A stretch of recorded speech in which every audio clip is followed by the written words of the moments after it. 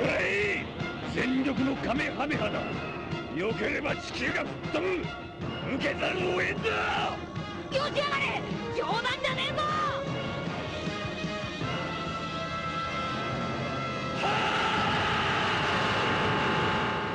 Salut les terriens, ici Stienne de la Team Hercule. Aujourd'hui, nouveau deck profile sur la chaîne. Je vais vous présenter un leader qui est sorti il y a un petit moment maintenant dans l'Ultimate Deck, donc un leader qui a bénéficié d'un reboot car c'est un très vieux leader, donc tout début du jeu. Donc leader que j'affectionne beaucoup car c'était mon premier deck à l'époque, donc quand je jouais en BT2 si je dis pas de bêtises. Donc voilà, ça me tenait à cœur de vous le présenter, surtout que cette version-là, c'est une version que j'ai trouvée, donc qui n'est pas de moi. Alors malheureusement, j'ai plus le nom du joueur en tête.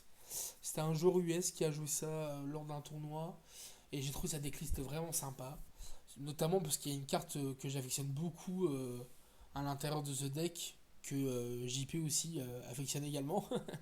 Petite dédicace. Donc voilà, donc on va commencer par le leader. Ensuite, je vais vous présenter les cartes de l'archétype. Après, les différentes petites cartes. Donc, on est sur un gros deck and control. Donc l'effet du leader, donc c'est une fois par tour, on place un android depuis notre main sous cette carte. On pioche une carte et on peut choisir jusqu'à une carte de combat adverse avec un coup de 3 au moins, on la met KO. Donc voilà, petite gestion de board sympathique. Quand le total de PV est de 4 ou moins, ou qu'il y a 3 cartes ou plus sous cette carte, donc d'où l'intérêt de mettre des cartes en dessous de lui, on peut piocher une carte, détaper l'énergie et rajouter des cartes à notre main, donc de nos points de vie, jusqu'à en avoir plus que 5.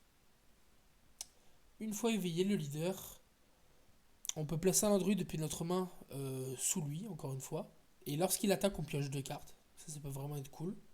Les leaders draw 2, c'est sympa quand même, pour bien épurer le deck et avoir plus de chances d'obtenir les cartes nécessaires en fonction de la situation.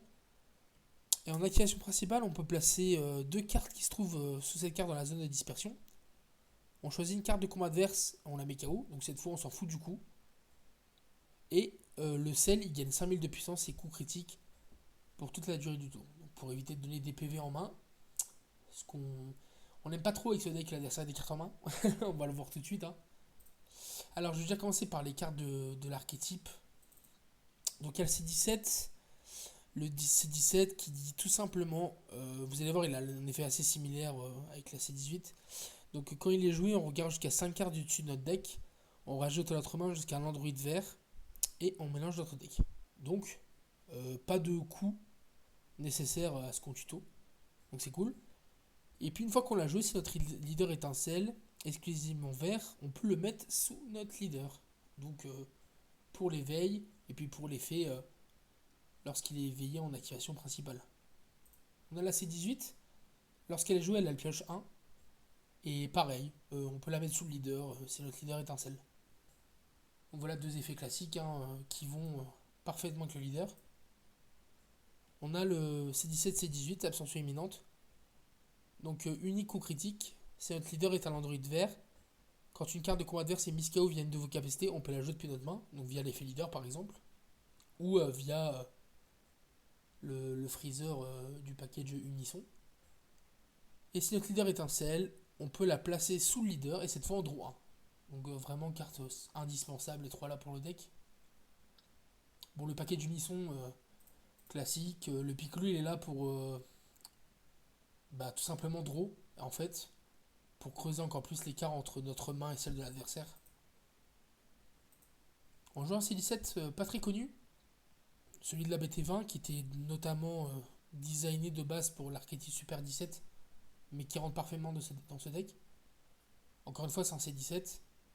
Quand il est joué depuis notre main, on regarde jusqu'à 5 cartes dessus de notre deck. On rajoute notre main jusqu'à un android vert avec un coup de 6 ou moins.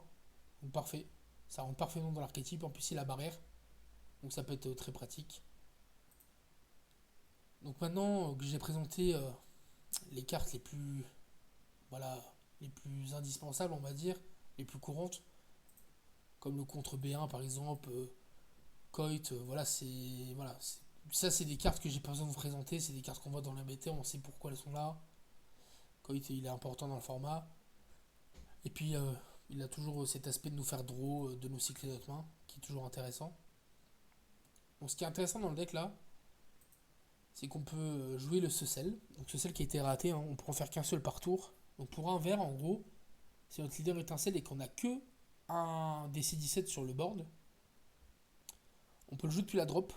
Et notre adversaire choisit une carte de sa main et la place dans sa zone de dispersion. Donc voilà. Donc encore une fois, le but c'est de faire discard l'adversaire, donc pour 1. Son auto c'est que quand il quitte la zone de combat, on peut choisir jusqu'à une C18 avec un coup de 3 dans la zone de dispersion. On la joue, mais de toute façon on n'en joue pas, donc c'est vraiment juste pour le premier effet qu'on va jouer cette carte. Pour la discard, on joue ce fabuleux Goku Kyoken, bon, qui vient à partir du T3 uniquement, mais dès qu'il est joué, il fait défausser 1 à l'adversaire. En super combo, on joue le C16, qui dit que lorsqu'il est effectué en combo, on peut tout simplement défausser une carte de la main adverse. Enfin, notre adversaire choisit une carte de sa main et la passe dans une dispersion. Donc voilà. Je vais quand même rapidement vous montrer l'Android 20 qui permet d'avoir des doubles frappes dans le deck. Donc avec le leader, c'est plutôt cool. Ça fait des doubles frappes crit. Donc là, voilà, je vous ai montré voilà, le principal du deck. Donc avec cette belle staple qui est sortie récemment aussi, qui est très forte. En fait, l'intérêt du deck, c'est juste de jouer lui, en fait. Donc travailler carte un BT3. Exivolve du coup. Pour un vert. Donc l'Exivolve du coup, il faut juste le placer sur un Goku d'un coup de 5 ou plus. Donc on a 4 cibles là et 2 ici.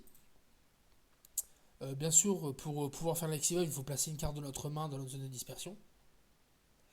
Il a double frappe, 25 000. Et lorsqu'il attaque, on choisit qu'il y a 3 cartes de combat vertes dans notre zone de dispersion, on effectue une combo avec elle.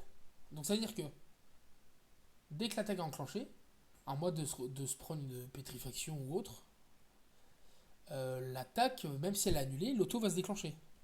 Et l'intérêt, cette combo, cette fabuleuse carte, parce que cette carte, c'est lorsqu'elle est tout simplement utilisée en combo.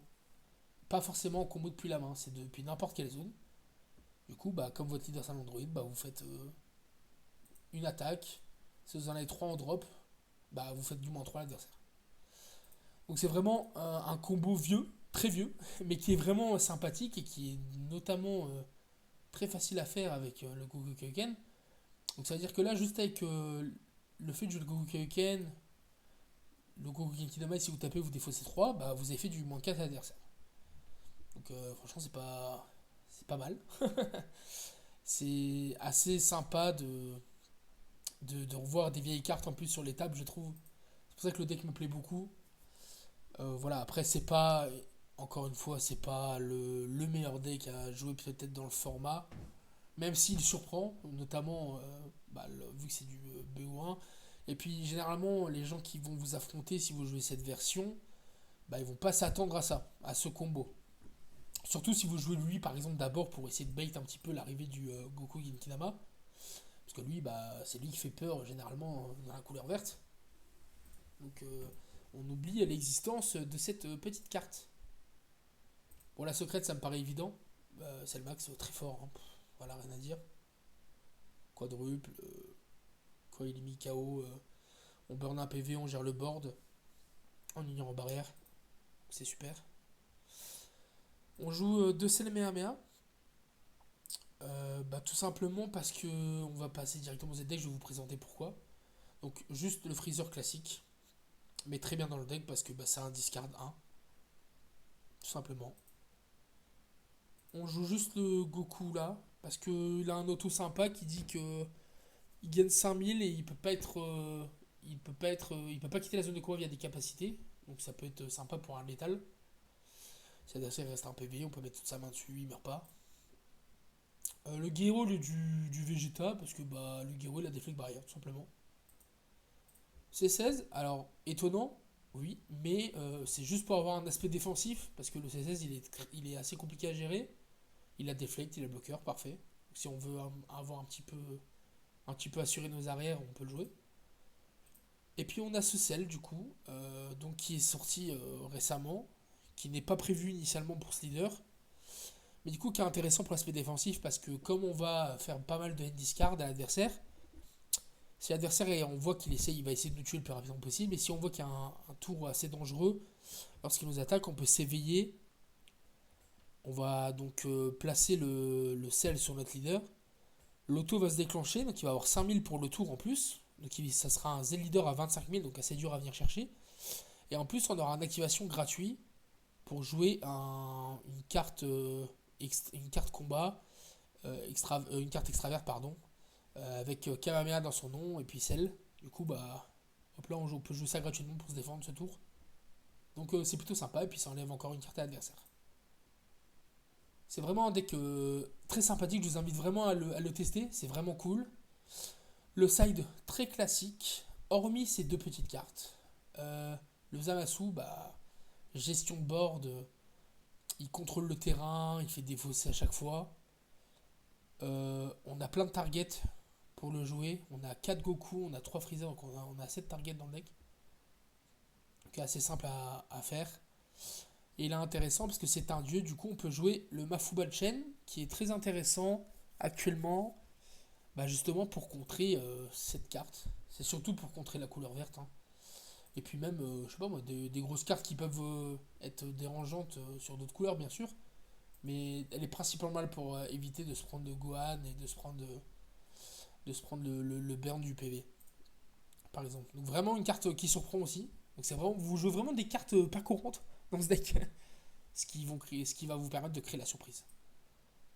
Donc voilà, c'était une decklist assez rapide, hein, car le but du deck est très simple. Voilà, j'espère que ça vous a plu. N'hésitez pas à me faire des retours si vous avez testé le deck ou autre. En tout cas, moi perso, je suis fan. Et peut-être même l'amener à un petit tournoi prochainement, histoire de le tester plus en détail. Avec cette magnifique carte. Encore une fois, dédicace à JP. Donc voilà. Bah, je vous invite à laisser un j'aime, à vous abonner, à laisser un commentaire si la vidéo vous a plu.